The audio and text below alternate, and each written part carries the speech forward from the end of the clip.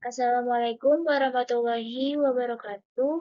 Kenalkan nama saya Risa Sari dari Fakultas Adab dan Humaniora, Program Studi Sejarah Peradaban Islam.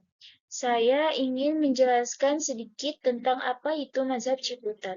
Mazhab Ciputat ialah pemikiran Islam dan ilmu sosial di Indonesia, khususnya wilayah Ciputat. Mazhab Ciputat ini bukanlah merupakan bagian dari mazhab fikih Islam yang sama seperti mazhab Hanafi, Syafi'i, Hambali, ataupun Maliki. Berbeda, ialah melainkan sebuah pemikiran kritis yang disiplin di kalangan akademisi Islam di wilayah Ciputat yang berafiliasi menjadi UIN Syarif Hidayatullah Jakarta di wilayah Ciputat. Mazhab ini menggabungkan perspektif Islam dan ilmu sosial untuk masyarakat mendapatkan keilmuan yang lebih kontekstual di zaman sekarang. Sejarah penyebaran awal keislaman Mazhab Ciputat. Asal-usul keislaman ini berdiri di pusatnya, yaitu kota Mekah yang merupakan tempat lahirnya Islam. Kemudian Islam tersebut dikembangkan oleh disebarluaskan oleh masyarakat Mekah melalui jalur perdagangan dari darat ataupun dari perairan atau laut yang hingga sampai ke wilayah Nusantara termasuk Indonesia di wilayah Ciputat. Penyebaran di Indonesia ini melalui rute perdagangan, Islam kembali diolah oleh masyarakat lokal di Ciputat. Lalu mempertimbangkan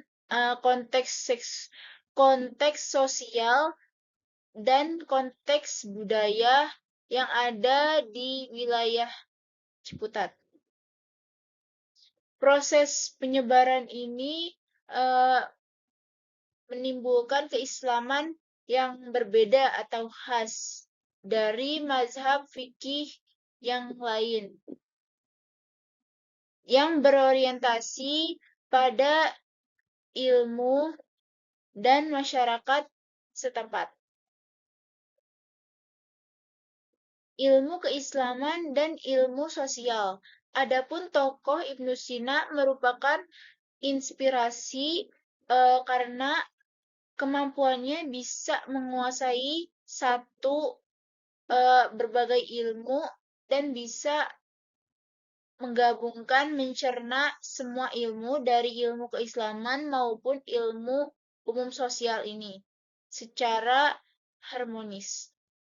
Selanjutnya ada peran tokoh nasional, yaitu ada Kiai Haji Hashim Asy'ari dan Kiai Haji Ahmad Dahlan.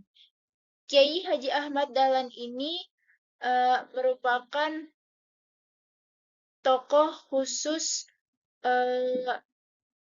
ilmu umum sosial, sedangkan Kiai Haji Hashim Asy'ari ini ia merupakan tokoh keilmuan keislaman. Lalu keduanya bergabung dengan melanjutkan pemikirannya seperti Ibnu Sina ini dan bisa menghasilkan integrasi ilmu sosial dan keislaman ini bagi Indonesia. Pendidikan dan pengelolaan ilmu Islam dan keislaman. Adapun institut yang didirikan bagi ilmu sosial itu ada UI dan ITB yang dikelola oleh Kementerian Pendidikan. Sedangkan ilmu keislaman yang ada di Indonesia ini ada contohnya seperti STAIN dan IAIN yang dikelola oleh Kementerian Agama yang berfokus pada ilmu keislaman. Lalu ada juga peran YIN yang menjadi UIN. YIN ini pusat pendidikan keislaman yang ada di Jakarta, lalu dikembangkan menjadi UIN oleh Prof. Azumardi Azra yang mengintegrasi atau menggabungkan ilmu umum dan ilmu sosial untuk lebih maju. Arti dari transformasi ini bisa mengakibatkan atau mencerminkan impian dari Indonesia ini untuk menghasilkan ilmu-ilmu pengetahuan yang lebih komprehensif bagi Indonesia. Adapun visi dari era Soekarno dan Soeharto ini dari kemajuan UIN bisa menguasai ilmu sosial bagi generasi pemuda-pemudi yang ada di Indonesia. Lalu ilmu Islamnya bisa digabungkan dengan ilmu sosial untuk membangun masyarakat yang lebih berpengetahuan yang luas.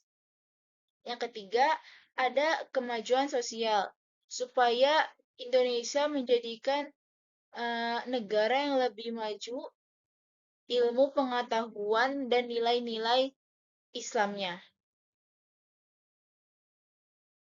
Yaitu kesimpulan dari mazhab Ciputat ialah untuk penggabungan pemikiran secara kontekstual bagi ilmu sosial dan ilmu keislaman untuk menjawab tantangan dari kontemporer yang ada di Indonesia ini.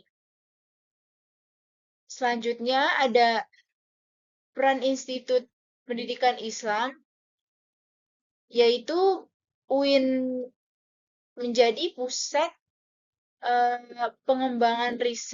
pengembangan ataupun menjadi tempat riset untuk pengajaran yang multidisipliner. Yang terakhir ada mendorong masa depan pemikiran Islam, yang dimana perkembangannya bisa memikirkan pemikiran yang keislaman yang lebih dinamis dan relevan bagi bangsa Indonesia. Sekian dari saya. Wassalamualaikum warahmatullahi wabarakatuh.